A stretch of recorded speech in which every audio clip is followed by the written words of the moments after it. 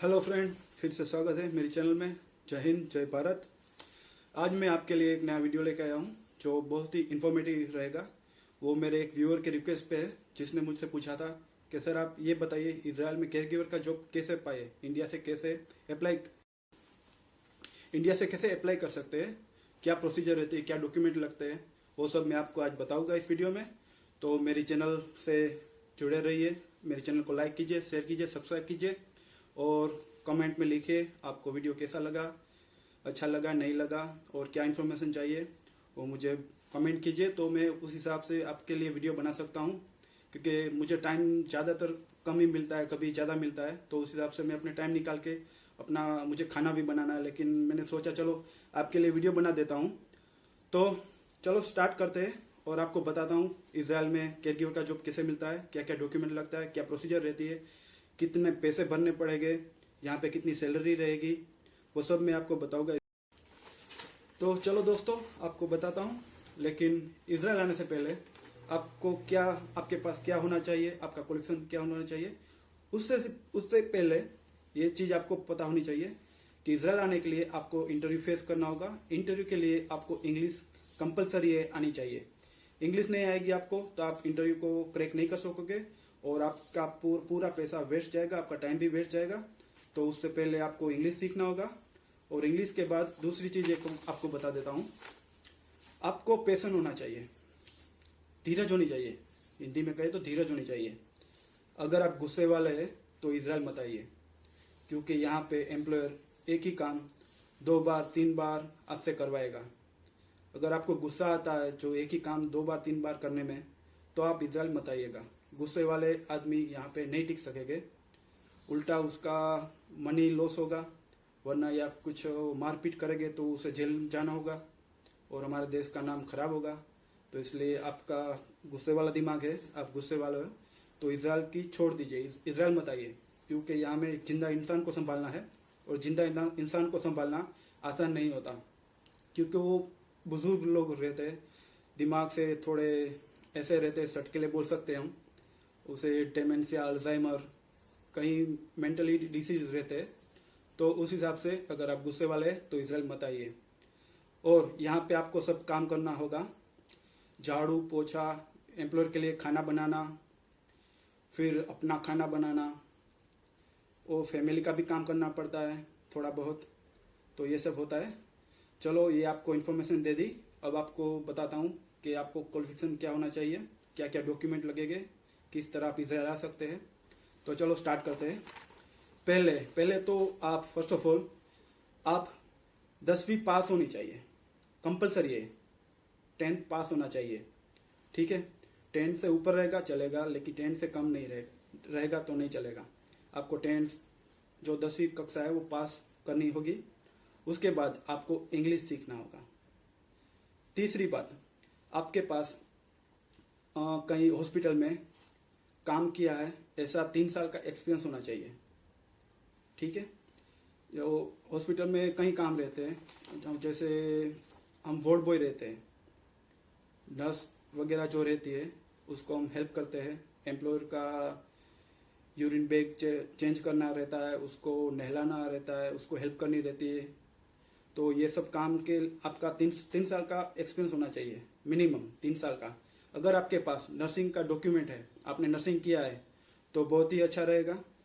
और आपको तीसरी बात बताता हूँ, आपको ये सब करने के बाद आपको डॉक्यूमेंट क्या चाहिए वो बताता हूँ। पीसीसी यानी पुलिस क्लियरेंस सर्टिफिकेट, आपका एफिडेविट रहता है। अगर आप मैरिड है तो आपका अभी नई अपडेट के हिसाब से 3 एफिडेविट बनता है। आप अनमेरिड है तो आपको अनमेरिड का भी एफिडेविट करवाना पड़ेगा, उसमें रोटरी स्टैम्प वगैरह सब करना पड़ेगा। दूसरा, अगर आप मैरिड है तो आपको मैरिड का एफिडेविट रहता है, अपने माता पिता उसका एफिडेविट रहता है, और आपको बच्चे हैं पढ़ रहे हैं तो उसका बोनाफाइड सर्टिफिकेट चाहिए स्कूल में से। ये बात नोट कीजिएगा। आपका आधार कार्ड, वोटर आईडी कार्ड, और आपने जीएनएम किया है, एएनएम किया है, बीएससी किया है वो भी चलेगा। आपकी लास्ट मार्क लिस्ट जो अपनी मार्कशीट रहती है वो चाहिए। और आपको नर्सिंग का बता दिया मैंने। एक्सपीरियंस सर्टिफिकेट चाहिए होगा, जो भी मैंने आपको बताया। आप हॉस्पिटल में काम किया है, आपने नहीं किया, नर्सिंग में काम किया, तो आपको मिनिमम 3 साल का एक्सपीरियंस सर्टिफिकेट चाहिएगा। अगर आप लेडीज है तो आपका हस्बैंड का एफिडेविट, जैसे मैंने बताया, दोनों के लिए सेम रहता है, पति पत्नी के लिए।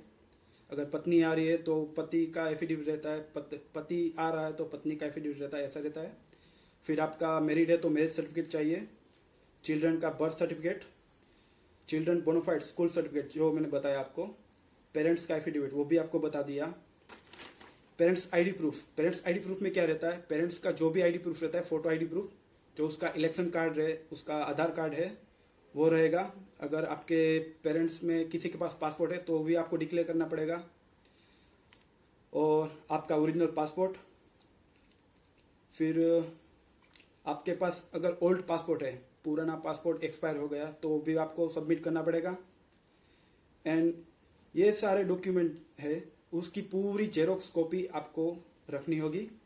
उसके बाद आपको क्या करना होगा, एक 1 बटन फाइल चाहिए होगा, 4 वीज़ा साइज फ़ोटो जिसमें 80% फेस विजिबल होना चाहिए। उसकी फ़ोटो की साइज 5.5 बाई 5.5 रहती है। एक फुल साइज फ़ोटो जो अपना, उसे हम कहते हैं प्रोफाइल फ़ोटो, वो फुल साइज फ़ोटो होना चाहिए। वो भी ऐसे टी शर्ट वगैरह नहीं, ऐसे आपके पास कोई ब्लेज़र है, सिंपल शर्ट है तो फॉर्मल कपड़े ही रहेगा उसमें। और 5 पासपोर्ट साइज फ़ोटो जिसकी साइज रहेगी 3.5 बाई 4.5। ठीक है, इसके बाद आपको आगे बताता हूँ। इसके बाद ये आपके डॉक्यूमेंट पूरे हैं, उसके बाद आपको क्या करना है वो बताता हूँ मैं। उसके बाद जो आपके फैमिली के आपके डॉक्यूमेंट रहेंगे, उसमें आपको एक बार पूरे फैमिली के नाम, सरनेम वो सब चेक करना होगा। अपना एड्रेस, वो पासपोर्ट में जो आपकी डिटेल है उससे मैच होनी चाहिए, उसका सेम ही होना चाहिए। आपके नाम में कोई दिक्कत है, किसी में लाल लगाते, रमन लाल, ऐसा कुछ नाम, मैं किसी नाम को ऐसे नहीं कर रहा हूँ, लेकिन उसमें रहता है और आप पासपोर्ट में नहीं है तो पासपोर्ट के हिसाब से ही उसको आपको चेंज करना पड़ेगा। ये डॉक्यूमेंट क्योंकि इजराइल है भाई, इजराइल में पूरे डॉक्यूमेंट एक एक बारी बारी चेक करते हैं, कोई भी दिक्कत नहीं रहता, ये सबको सबकी निगाह से देखते हैं। इसलिए इसका पूरा जो फॉर्मेट है यहाँ इजराइल आने का बहुत ही स्ट्रिक्ट है, वो डॉक्यूमेंट पूरा चेक करते हैं। और कृपया करके कोई भी फेक डॉक्यूमेंट ना दीजिए, क्योंकि अभी स्ट्रिक्ट हो गई है एजेंसी वहाँ पे मुंबई में, मुंबई और दिल्ली दोनों जगह इंटरव्यू होता है। उसके बाद आपको ये डॉक्यूमेंट पूरे चेक करने के बाद, जो मैंने आपको चेकलिस्ट बताया वो कलेक्ट करने के बाद, आपको कोई एजेंट, अच्छा जेन्युइन एजेंट या एजेंसी से आप डायरेक्ट कांटेक्ट भी कर सकते हैं। आप ढूंढिए आपके आसपास। अगर आप साउथ में हैं, वेस्ट में हैं, तो आपको मुंबई एजेंसी मिलेगी। अगर आप नॉर्थ में हैं और ईस्ट में हैं तो आपको दिल्ली जाना होगा, तो आपको दिल्ली में जाना होगा, वहाँ पे एजेंसी रहती है। वो ऐसे डिवाइड करके रखा है, क्योंकि डिस्टेंस के हिसाब से डिवाइड करके रखा है। उसके बाद आपको एजेंट जब भी आपको मिलेगा तो आपको ऐसे परखेगा, आपकी इंग्लिश चेक करेगा, आपका मेडिकल नॉलेज चेक करेगा, क्योंकि आपको मेडिकल पूरा जो क्वेश्चन रहता है, पूरा मेडिकल में जितने भी डिजीज़ है वो सब आपको याद होने चाहिए। क्योंकि इजराइल में आने से पहले आपको पूरा पता होना चाहिए कि एम्प्लॉयर की आपको कैसे सेवा करनी है, कैसे उसको ट्रीट करना है, वो सब आपको पता चले उसके लिए आपको ट्रेनिंग लेनी पड़ेगी। फिर जो भी आपका एजेंट रहेगा, जो भी आपने सिलेक्ट किया है, उसका एजेंसी से कांटेक्ट रहता है, वो आपको उस एजेंसी में भेजेगा रजिस्ट्रेशन के लिए और ट्रेनिंग के लिए। वहाँ पे आपको 21 दिन की ट्रेनिंग रहेगी और वहाँ भी आपको सिखाएगा, प्रैक्टिकल पूरा सिखाएंगे। आपको व्हीलचेयर कैसे यूज़ करना है, डायपर कैसे चेंज करना है, एम्प्लॉयर को कैसे दवा देना है, उसका पूरी जो डेली लाइफ रहती है ना, उसमें क्या क्या काम रहता है, कैसे करना है, वो आपको एजेंसी सिखा देगी। उसके बाद आपका रजिस्ट्रेशन हो गया, आपका ट्रेनिंग हो गया। उसके बाद जब भी आपकी वीज़ा आएगी तो एम्प्लॉयर है, जो आपका एजेंट रहेगा वो आपको कॉल करके बताएगा। आपको शायद 15-20 दिन देगा, क्योंकि एजेंट को पता चल जाता है, क्योंकि यहाँ पे जो डॉक्यूमेंट वेरिफिकेशन होता है फैमिली का और हमारा, उसे हिब्रू में मताश बोलते हैं। उसके बाद वो आपको कांटेक्ट करेगा एजेंट और आपको बोलेगा कि भाई पैसे का इंतज़ाम करके रखिए। और हाँ, एक बात बताना भूल गया, जब भी आप रजिस्ट्रेशन करने जाओगे पहली बार, जहाँ भी जाए, मुंबई जाए, दिल्ली जाइए, वहाँ पे अभी रजिस्ट्रेशन फीस 30,000 रुपये है। जो वो पूरे डॉक्यूमेंट चार्जेस, उसकी जो सेवा रहती है, जो आपको ट्रेनिंग देते हैं, उसी के चार्ज लेते हैं, ठीक है। फिर आपको एजेंट, आपकी वीज़ा आएगी तो आपको एजेंट कॉल करके आपको इन्फॉर्म करेगा कि भाई आप पैसे का इंतज़ाम कर लीजिए। वो हर एजेंट के हिसाब से रहता है। अभी मैं फाइनल नहीं कह रहा हूँ कितना है, लेकिन इजराइल आने के लिए अगर जेंट्स है तो उसको पूरा खर्चा मिलाए तो 22 लाख तक हो जाता है। उससे ऊपर भी जा सकता है, उससे नीचे भी आ सकता है। सब एजेंट के ऊपर डिपेंड रहता है, कौन एजेंट कैसा है, किस तरह काम कर रहा है, उस हिसाब से रहता है। तो आपको ये पैसा आप 20 लाख मान के ही चलो, लेडीज़ का 20 लाख है, ठीक है। फिर ये पैसा भरने के बाद आपको एजेंट बोलेगा कि भाई आपको ये डेट को, ये तारीख में आपको मुंबई जाना है या दिल्ली जाना है। जैसे ही मैंने आपको बता दिया, साउथ वाले रहते हैं वो मुंबई जाते हैं, और नॉर्थ और ईस्ट वो दिल्ली जाते हैं, ठीक है। तो इस हिसाब से डिवाइडेड है। तो आपको एजेंट बता देगा कि भाई आपने जहाँ रजिस्ट्रेशन किया था, आपने जहाँ पे ट्रेनिंग ली थी, आपको वहाँ जाना है। वहाँ जाने के बाद जो भी आपकी एजेंसी रहेगी वो आपको प्रिपेयर करेगी। आपको पूरा जो आपने जो भी स्टडी किया है उस हिसाब से वो आपको इंटरव्यू के लिए प्रिपेयर करेगी। उसको जब लगेगा आप परफेक्ट हो, आपकी इंग्लिश परफेक्ट है, उसके बाद वो आपका सबमिशन करेंगे। आपके जो डॉक्यूमेंट रहते हैं ना, वो VFS, जो वीज़ा फैसिलिटी सेंटर बोलते हैं, वहाँ पे वो सबमिशन करते हैं। उसके बाद आपको मेडिकल करवाना होगा, जिसका खर्चा 6,000 रुपये लगते हैं। उसमें आपका ब्लड टेस्ट, आपका ब्लड प्रेशर, आपकी हाइट, वेट, आपका बॉडी मास, और एक इंजेक्शन रहता है जो आपकी ट्यूबरकुलोसिस, जिसे टीबी बोलते हैं, उसके लिए आपको लगाते हैं। उसको आपको जहाँ भी लगाएंगे वहाँ पे वो राउंड कर देंगे, और आपको 24 घंटे के बाद उसको वापस डॉक्टर को दिखाना है, क्योंकि उसमें कुछ हुआ है, आपको टीबी का इन्फेक्शन नहीं है ना, उस हिसाब से वो चेक करते हैं। तो इतना मेडिकल, इतना भी कुछ टफ नहीं है, आसान है। फिर ये सब होने के बाद आपका मेडिकल क्लियर हो जाए, उसके बाद जो आपकी एजेंसी रहती है वो आपको इन्फॉर्म करेगी। आपको एक पर्ची देगी जो VFS में एंट्री पास बोलते हैं। उसमें पूरा लिस्ट रहता है कि आपने वीज़ा के लिए जो पैसे भरे हैं उसका रहता है, वो आपका एंट्री पास रहता है।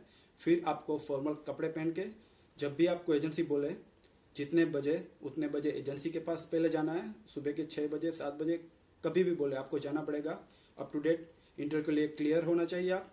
फिर आपको अपने हिसाब से, अगर आप प्रॉपर जहाँ पे एजेंसी है वहाँ के, तो आप अपने हिसाब से VFS जा सकते हैं, वरना एजेंसी आपको एक कार प्रोवाइड करेगी, और इंटरव्यू में 5-6 लड़के ऐसे रहते हैं, उस हिसाब से जाना होता है।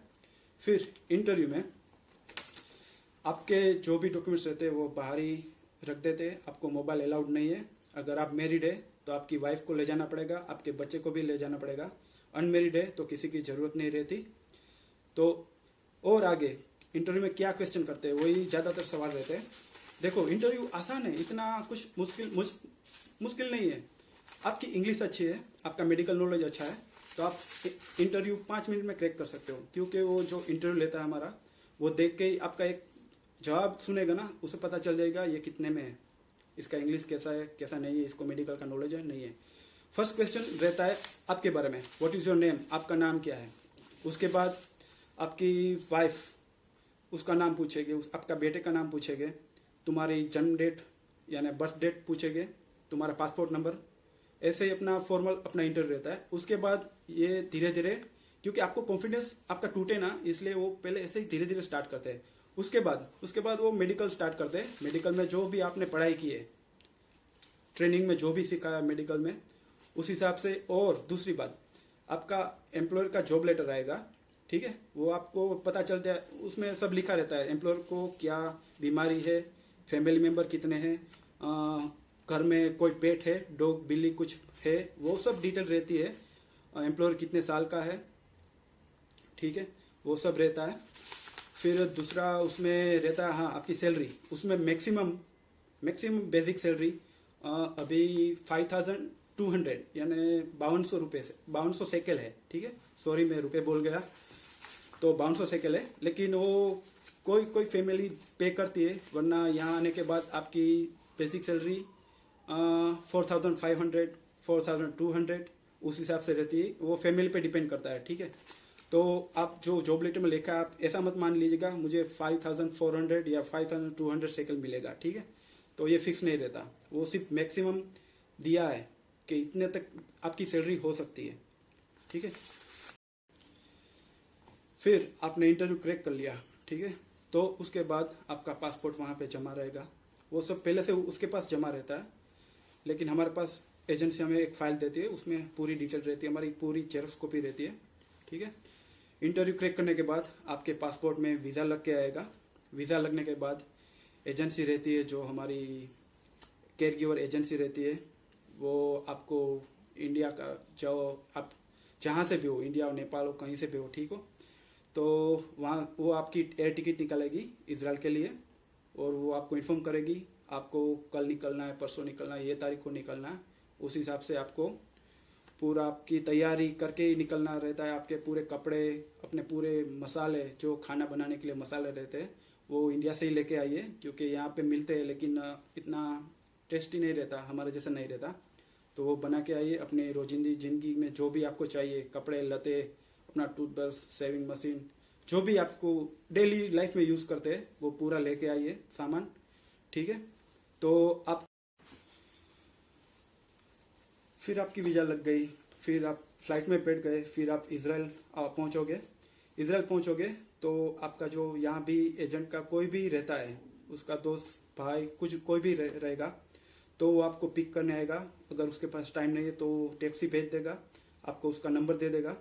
फिर वो आपको लेके जहाँ भी एजेंट का रूम रहता है, फ्लैट रहता है, वहाँ पे ले जाएगा। आपको एक दिन का आराम मिलेगा, 2 दिन का भी मिल सकता है, फैमिली के ऊपर डिपेंड है। उसके बाद वो आपको लेके, आपका सामान पूरा लेके आपको वो फैमिली में छोड़ने जाएगा। वहाँ पे वो आपको फैमिली से मिलवाएगा, आपके एम्प्लॉयर से मिलवाएगा। फिर वो छोड़ के आपको ऑल द बेस्ट बोल के निकल जाएगा। उसके बाद आपको फैमिली, आप नए, उसे पता है आप कहीं से भी आए हो, दूसरे देश से आए, तो यहाँ के तौर तरीके आपको पता नहीं रहता। तो फैमिली में कोई भी मेंबर रहता है, अगर कोई भी मेंबर नहीं है तो पुराना कोई केयर गिवर है, वो भी वहाँ पर रहेगा।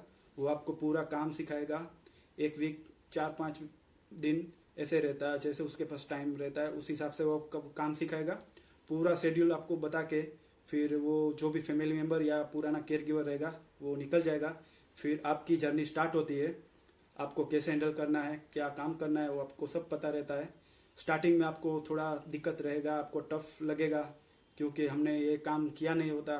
किसी एम्प्लॉयर को संभाल सकते हैं, हमने मेडिकल में काम किया, कोई हॉस्पिटल में काम किया, वो कोई पेशेंट रहता है उसको संभाल सकते हैं, लेकिन जो घर का पूरा शेड्यूल रहता है, वो आपको धीरे धीरे आपको आदत पड़ जाएगी। फिर आप यूज टू हो जाएंगे, उसके बाद आपको दिक्कत नहीं आएगी। तो यही था मेरा वीडियो दोस्तों वीडियो कैसा लगा ये बताना मत भूलिएगा। आपको इन्फॉर्मेशन अच्छी लगी तो मेरी वीडियो को लाइक कीजिएगा, शेयर कीजिएगा, सब्सक्राइब कीजिएगा। आई होप आपको वीडियो अच्छा लगा होगा, और जो मेरे व्यूअर ने जो पूछा था उसको भी उसका आंसर मिल गया होगा। तो ये सब आपके लिए कर रहा हूँ, तो मुझे मोटिवेट कीजिए, अपना प्यार दीजिए।